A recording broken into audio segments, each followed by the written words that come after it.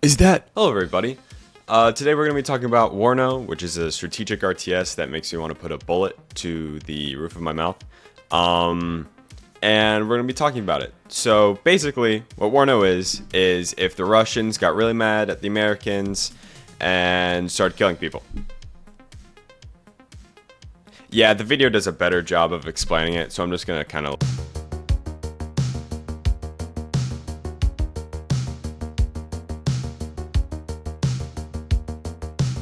1989. The world looks ahead to a brighter future, but history could have easily taken a different course.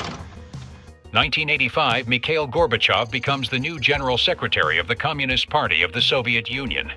His attempts at revitalizing an ailing USSR bring him into direct conflict with hardline party members and the military. It doesn't take much to envision a Cold War turned decisively hot. 1987. A surprise coup removes Gorbachev and his allies, squashing any prospect of change in the USSR. An old guard troika, representing the party, KGB, and military, takes over. The Stalinist-inspired leadership wants to reclaim USSR's former glory. Its power is militarily enforced, its dictate absolute. Budding unrest in Armenia and the Baltic countries is crushed without remorse. The West remains silent. Emboldened, the Troika looks to tighten control over its territories and neighboring states. Neutral Finland, in an audacious KGB-orchestrated political takeover, is forced to embrace a pro-Soviet government. The Helsinki coup of 1987 is a watershed moment between West and East. Tensions skyrocket. An outraged U.S. President Ronald Reagan refuses to stand by idle. He initiates a second phase of the so-called New Cold War. Covert ops and counterinsurgencies surge across the globe. A flurry of armament deals tighten bonds with new and old allies alike. Western sanctions and rising military expenditure press the Soviet Union into ever-worsening trade agreements, inflating crippling debts. With oil reserves running low, food shortages in the USSR turn commonplace. Discontent grows. Popular demonstrations in Poland and East Germany are violently dispersed. Warsaw Pact's hold on power slips with each passing day. 1989. NATO plans a larger-than-ever reforger exercise for September 1989. A paranoid troika believes conflict in Western Europe is imminent. They plan to strike first. Moscow sees conventional war as the only recourse. Under cover of the massive Zapad 89 exercise in East Germany, the Warsaw Pact prepares in secret. Full combat readiness is achieved. Political guile and maskirovka try to deceive an uneasy NATO. Late on June 19, 1989, the sudden withdrawal of Warsaw Pact border guards puts NATO on high alert. The warning order is issued.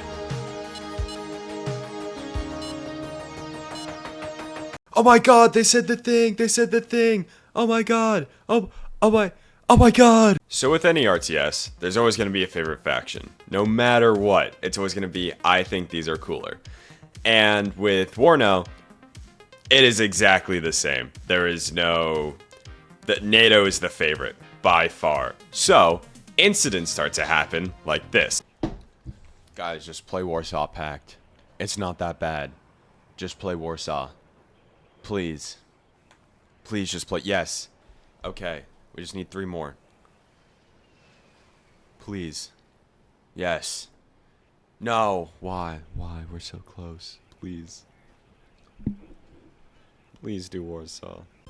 I don't know why people do this. No idea why people do this. There is no reason. It is the exact same. No matter what. We still get around the same tanks. I say Warsaw Pact is better. That's right. I said it. It's better. But...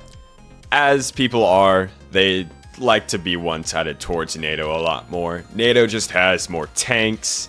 The Abrams, screw the Abrams. Anyone who uses the Abrams, like Abrams rushing, I hate you. But there's, you know, T-80s, TO-55s, everything like that. If you are into late Cold War military vehicle stuff, this is your shit. For real. This will, like, there's a high that I cannot explain when you do this stuff. There's also a lot of planes, helicopters, infantry, tanks. Did I say planes? There's a lot of planes. Just all around everything, logistics. Not as much logistics as in just telling a little truck to go somewhere and be like, oh yeah, I need you to refuel this guy because he just sat in a forest for half an hour not doing anything because I thought they were going to push to the left and they didn't. 10v10s are definitely your biggest like go-to when you're doing multiplayer in this game. It's just, you know, everyone wants to have these mass battles, which is good until situations like this pop up where someone just doesn't go for a point. Not gonna name any names, but specifically, people don't like going for points. I don't know why. That's the entire point of the game. To kind of touch back on all the different things you can do, one of them is artillery, which is what I mainly do just because I'm not good at the game that much, and so, you know, direct confrontation with people who have spent 1,000 hours in this game just is not good for your heart. I'm losing hair in half of these like battles that I do. It's just not good for you. But artillery, way easier than doing anything else. For example, hit them. Yes! Yeah! Where you think you're going, son? On the flip side, there is also getting your forward deployed troops already striked at the beginning of the game. So, one of the big aspects of the game is forward deploying troops. Doing that allows you to take points earlier, get recon out, stuff like that.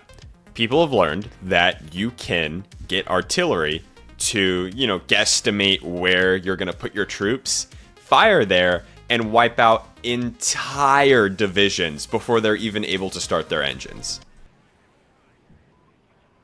Dude, already? Oh, no. Oh, no. Oh, fuck. Another thing people like to do is helicopter and aircraft spam. If you're one of these people who just love throwing tow cobras at a single point, destroying my singular T-80 hiding in the forest, you need help. I need help. It angers me so much and I don't know why. But another thing is aircraft spam. Just straight, like, if I watch another F-14 carpet bomb something, I'm gonna lose my shit. It happens so much. God damn it, they're just out of range of my dedicated AA. Oh no! Oh, HE. Do something! Do something! Oh my god. Which makes AA a crucial part of this game. I mean, crucial. There's some matches I would not have won if I didn't have a Tunguska sitting in an open field, just absolutely whiffing rockets. Which is another thing. Strellas, don't use them. They suck. It is a beautiful machine in real life, don't get me wrong, but in this game, it is like throwing rocks at like a tree, right? You're gonna keep on hitting it, but it's not gonna do anything. Or, you know, you're blind in one eye and you're missing the tree completely even though you're standing right in front of it. Or, somehow, out of nowhere, a random missile comes up and just hits you out of the blue. I am like 12 kilometers away from you. There's no way you're hitting me with the PVAD. There's no way. That's what you think, right? Wrong! So wrong! Every time, the false confidence this game has given me is just... Fuck 'em up, Napalm! Go, go, go, go, go, go, go! Yes! No! Oh no, my Tunguska, no.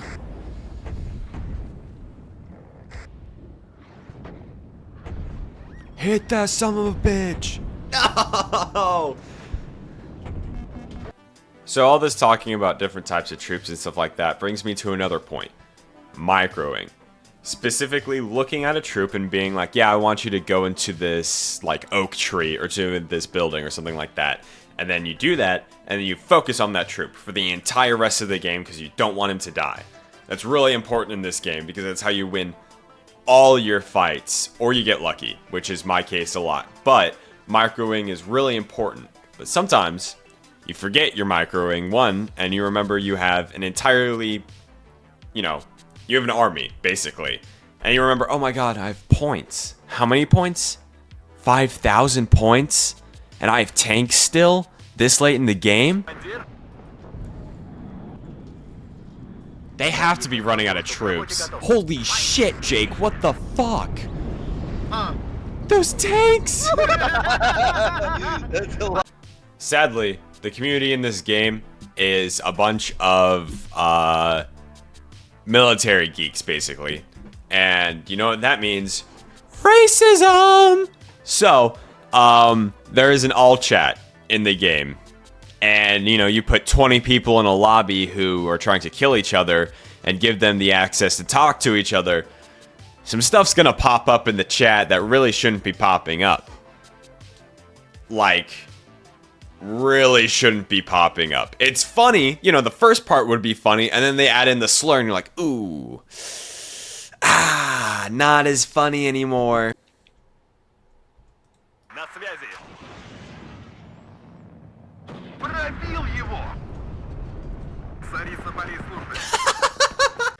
Even after all this complaining, I love the game very much. It is amazing. There's mods, active community. On August 12th, there is up to 1,700 people on it, which is, pretty good for a game like this.